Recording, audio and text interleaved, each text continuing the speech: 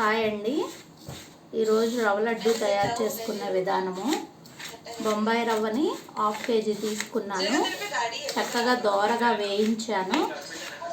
నెయ్యి తీసుకుని జీడిపప్పు కిస్మిస్ వేయించుకుని దాంట్లోకి ఎండు కొబ్బరి పొడి మనము ఎంతైతే ఎక్కువ కావాలి అనుకుంటే ఎక్కువ వేసుకోవచ్చు, తక్కువ అనుకుంటే తక్కువ వేసుకోవచ్చు. సుమారుగా 1 కప్పు ఎండు కొబ్బరి పొడిని కూడా ఈ బొంబాయి రవ్వ చక్కగా దోరగా వేగిన తర్వాత దాన్ని కూడా ఒక 2 మినిట్స్ వేయించానండి. తర్వాత దానికి తగినంత పంచదారను కూడా వేసుకుని ఆ వేడి మొత్తం లాగేంత వరకు కూడా పంచదారని స్టవ్ ఆఫ్ చేసి ఉంచొచ్చండి. అప్పుడు పంచదార మనకి పలుకులాగా కాకుండా ఆఫ్ వరకు చక్కగా ఇట్లా కరిగినట్లుగా వస్తుంది. ఇప్పుడు మనము దానిలోకి తగినంత పాలు కలుపుకుని రవ్వ లడ్డు చుట్టుకోవడమేనండి.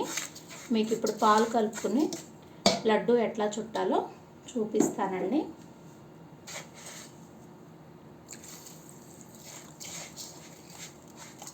పాలు కాచి చల్లార్చినవన్నీ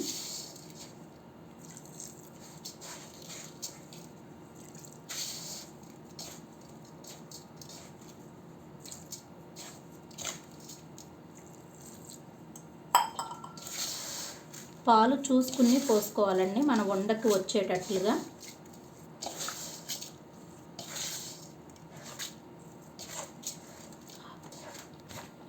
ఈ మాదిరిగా లడ్డూని చుట్టుకోవాలండి. పాలు కూడా చక్కగా సరిపోయింది మన లడ్డూకి వచ్చేటట్లుగా. అయితే మనం పాలు పోస్తాం కాబట్టి ఈ లడ్డూలు ఎక్కువగా నిలవ ఉండవండి. మనం ఒక వారం రోజుల్లోపు కంప్లీట్ చేసేటట్లుగానే చుట్టుకోవాలి.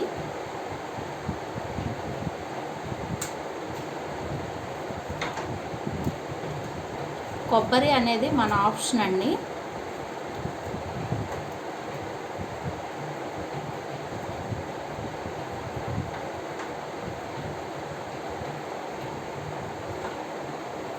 పిల్లలు చక్కగా ఇష్టంగా తింటారండి రవ్వ లడ్డూలు.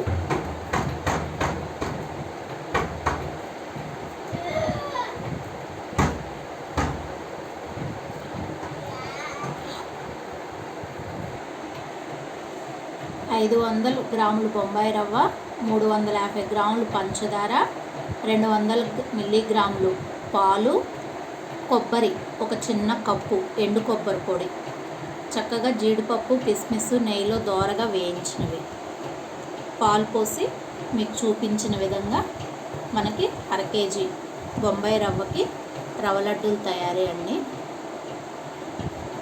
ఈ వీడియో చూసిన వాళ్ళందరూ కూడా లైక్ చేసి, షేర్ చేసి, సబ్స్క్రైబ్ చేయండి.